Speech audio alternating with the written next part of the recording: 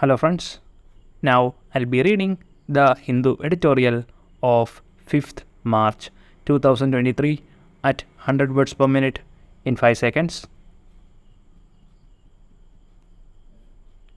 Begin. The Indian government is grappling with three economic challenges at the same time.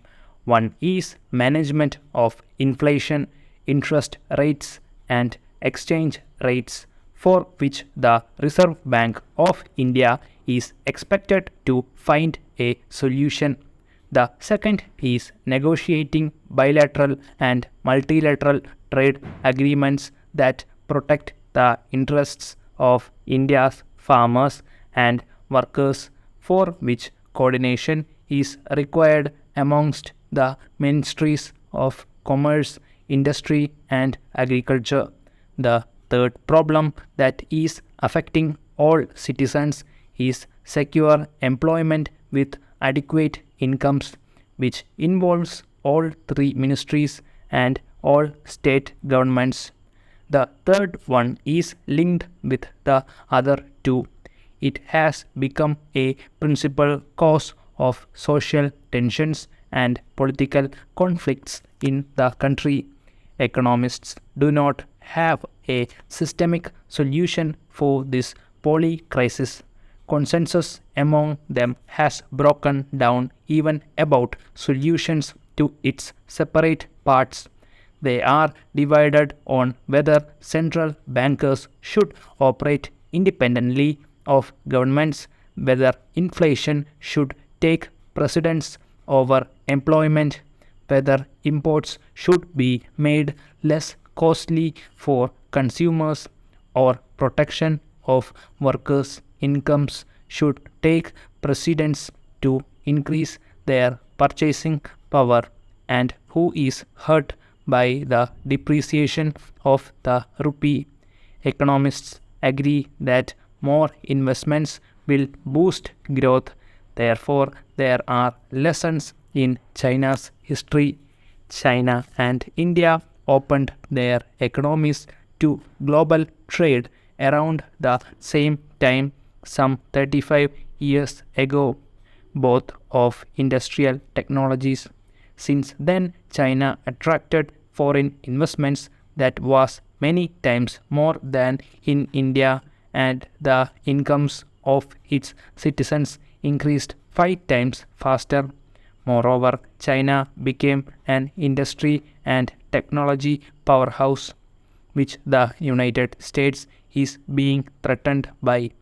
The West wants to encircle and contain China. Since wages in China have become more higher, India seems well placed to attract global investors. To attract investors, India must compete with more countries.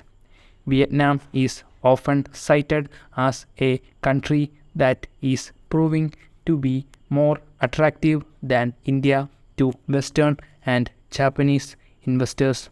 Therefore, after China, economists are turning towards Vietnam also to understand why. Western neoliberal economists have attributed China's remarkable economic growth to its adoption of free trade policies, and they seem to see only this as a cause for Vietnam's recent spurt. However, when looking into Vietnam, they rediscover what was learned from China.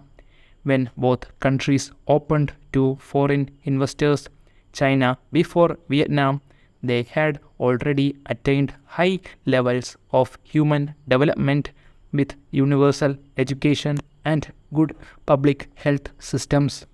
Whereas even 10 years ago in India, trade and economic growths like Jagdish Bhagwati were dismissive of economists like Amartya Sen, who advocated the human development theory of growth. Jagdish Bhagwati said the size of the economic pie must be increased before it can be redistributed. They had the order wrong.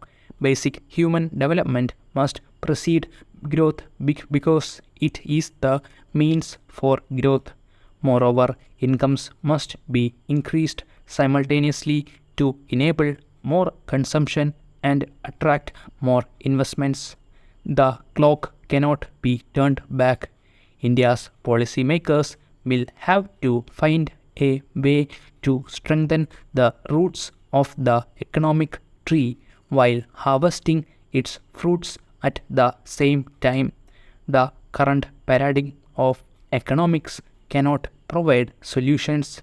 It is too linear, too mathematical, too mechanical. Economists have also separated themselves from other disciplines into their own self referential silo. They should break out of it and examine the emerging science of complex self adaptive systems. It provides a way for economists and policymakers to comprehend complex socio-economic systems in which many forces of different sorts interact with each other, some of which are not easy to quantify. There are some fundamental flaws in the current paradigm of economics. Economists often cite Tindenberg's theory, which states that the number of policy instruments must equal the number of policy goals.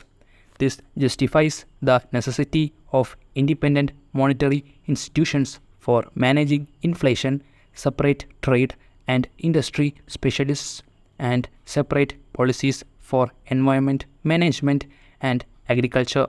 This is a mechanical and linear view of how a complex system works. In complex organic systems, which all natural and socio-economic systems are root causes contribute to many outcomes. Moreover, outcomes circle back to feed the roots also. Therefore, the behavior of the system cannot be explained by linear causes and effects. The causes interact with each other and effects also becomes causes. All complex adaptive systems take different shapes in different places and at different times, even if they have the same constituents. Though every human body has the same organs, every human being is different. Good doctors know this. Good doctors listen to understand their patients' problems every time they prescribe treatments. Macroeconomists searching for global solutions, trade and monetary policies that fit the United States, China, Vietnam, or India will not fit the needs of others. Their needs have emerged from their own histories. Economists arrive at solutions by comparing data trends of different countries. They run their equations on computers. In their models, people are numbers. Economists do not listen to real people, whereas politicians try to at least. Indian economists complain that bad politics is coming in the way of good economics, whereas bad economics could be coming in the way of harmonious progress of the country. Einstein said that working harder to solve systemic problems with the same thinking that caused them is madness. Global solutions and economic theories invested in the West have caused problems for which new solutions are essential. The inadequacy of the current paradigm was revealed by several crises in this millennium: the 2008 global financial crisis, inequitable management of the global COVID-19 pandemic, and the looming global climate crisis. Vasudeva Kudumbakam is the theme of the G20, which India is leading this year. A new economics is required. a movement to change the paradigm of economics science to bring perspectives from the sciences of complex self-adaptive systems has begun even in the West. India's economists must step forward and not just follow these developments, they must lead them to stop. Please join the Telegram group in the comment section for the PDF. Thank you.